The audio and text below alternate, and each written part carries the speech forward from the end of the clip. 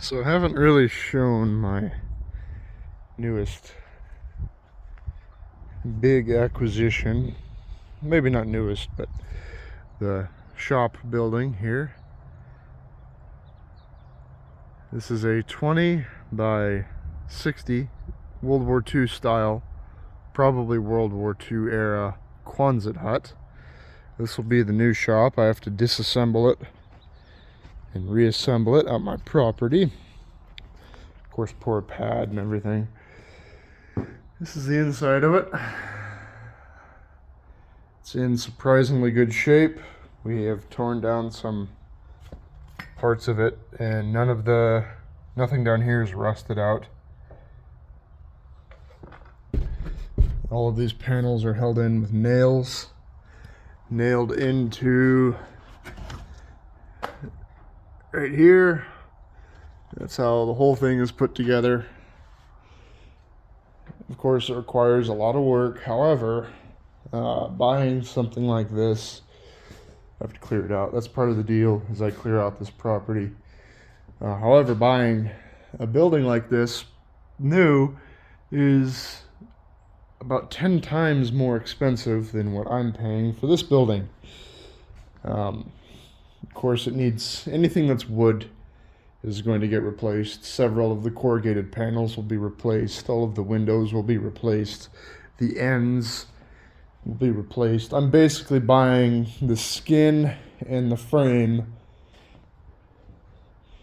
which is a pretty penny. Comes with a couple of vents already in it, some patch panels. There's those vents. That's for a chimney, I believe. Could be wrong. Maybe not. But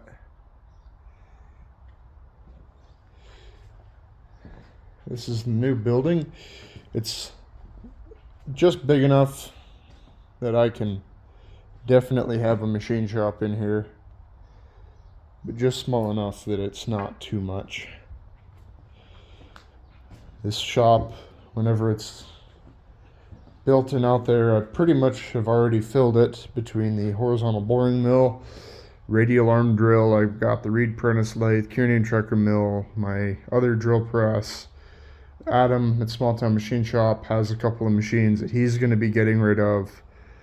And whenever I do this, I want to keep this shop fairly open, so the machines will be pretty spread far apart. So it's going to be interesting to have my own proper shop. It'd be really nice, I think. And along with the building itself, he's having me get rid of all of the metal on this property. There's quite a bit of stuff. There's some building supplies. This conduit's going to be nice. The bigger stuff, the smaller stuff I may or may not keep. All of these electrical boxes, some wire, stuff like this. Keep and use. Most of this wire is junk. Some of it I'll keep. It's all old stuff. Some of it isn't safe. If I question it at all, I'm not keeping it. Anyone need a sink? And inside of this building is that motor and all kinds of scrap. Loads of tongue and groove boards. I might keep some of those. The horizontal boring mill, there's a shaft on it that I need a hole in the ground for the spindle to come all the way down to where it meets the table. And I can either put a hole in my fresh brand new concrete whenever I don't know where exactly I want my horizontal boring mill to be, or I can raise the boring mill up about a foot.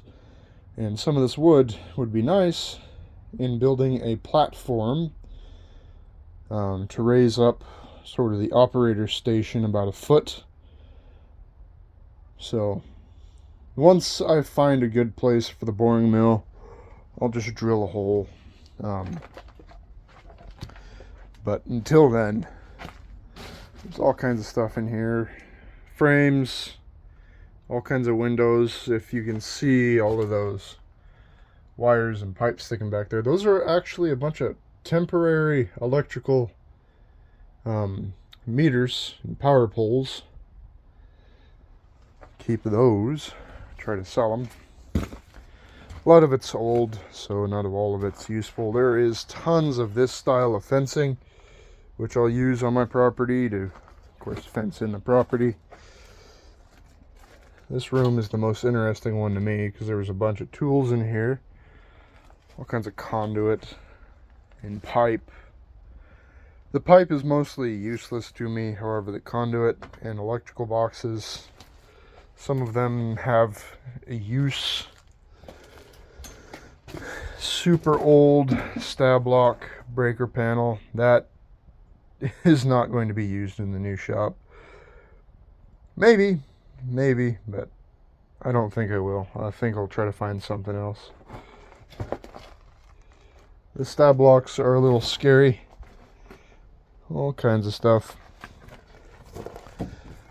Going to be scrapping a lot of it, but some of it is going to get sold.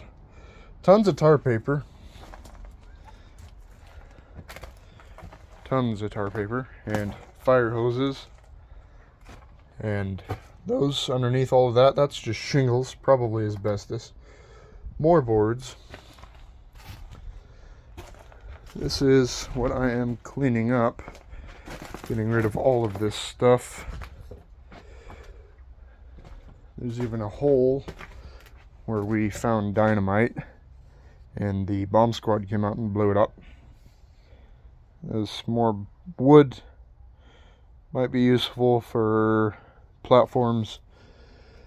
What I might do in the olden days around your machines, some machine shops, not all of them, would have almost like pallets around your machine so that chips would just kind of fall onto the floor, but the raised platform that you were on would stay relatively clean. Wouldn't be a tripping hazard. I might do that, probably not, because I want to be able to get my forklift anywhere in the shop to move machines and cabinets and heavy things, and I don't want to have to lift up a ton of slats everywhere. Tons of toilets. There's another toilet in the other room. And there's this 5, maybe 4x10 sheet of sheet metal. I'm keeping that. That's good. That'll be a battery box for the Astro, as well as a